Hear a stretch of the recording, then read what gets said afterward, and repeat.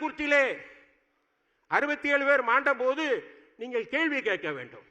அண்ணா பல்கலைக்கழகத்திலே ஒரு அப்பாவி மாணவி பாதிக்கப்படுகிற போது கிறிஸ்தவர்கள் கேள்வி கேட்கணும். ஓட்டு கேட்டு வருவாங்க, கிறிஸ்துமஸ் கேக்கை எடுத்துக்கொண்டு வருவார்கள். நீங்கள் கேள்வி கேட்க வேண்டும். கேள்வி கேட்டீர்களால் அவர்கள் கிறிஸ்தவர்கள். ஏன் என்று கேட்க வேண்டும். கிறிஸ்தவர்கள் நிறைந்திருக்கிற இந்த கூட்டத்திலே ஒன்றை சொல்கிறேன். கிறிஸ்தவர்களுடைய அடிப்படை பண்பு சேவை. மருத்துவமனைகள், கல்லூரிகள், பள்ளி, கல்வி நிலையங்கள். இந்த கல்வி நிலையங்களுக்கு ஒரு ஆபத்து வந்தது. அதாவது கல்வி உரிமை சட்டம் என்று ஒரு சட்டம்.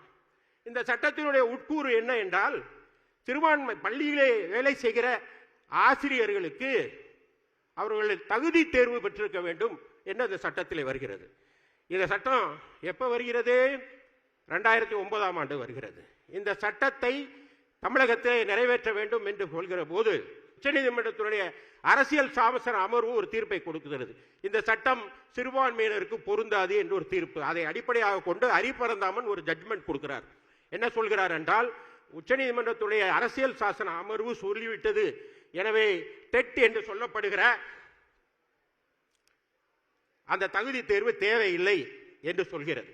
அந்த தகுதி தேர்வு தேவையில்லை என்று சொன்ன பின்பு உயர்நீதிமன்றத்தினுடைய டிவிஷன் பெஞ்ச் சொன்ன பின்பு எடப்பாடியாரிடம் அதிகாரிகள் சென்று கேட்கிறார்கள். 2018 நடைபெறுகிறது. கேட்கிற போது அது கிறிஸ்தவர்களை பாதிக்குமானால் அப்பீல் செல்ல தேவையில்லை என்று உத்தரவு போட்டவர் அண்ணன் எடப்பாடியார். ஆனால் 2021 திராவிட முன்னேற்ற கழகம் வந்ததும் 19 அப்பீல் போட மறுத்த எடப்பாடியார் அப்பீல் போட மறுத்த அந்த வழக்கை தூசி தட்டு அப்பீல் போட்டவர்கள் திராவிட முன்னேற்ற கழகத்தில். நீங்க கேட்கணும். நேற்றைய தினத்தில் மதுரையிலே உதயநிதி ஸ்டாலின் கிறிஸ்துமஸ் விழா கொண்டாடுகிறார்.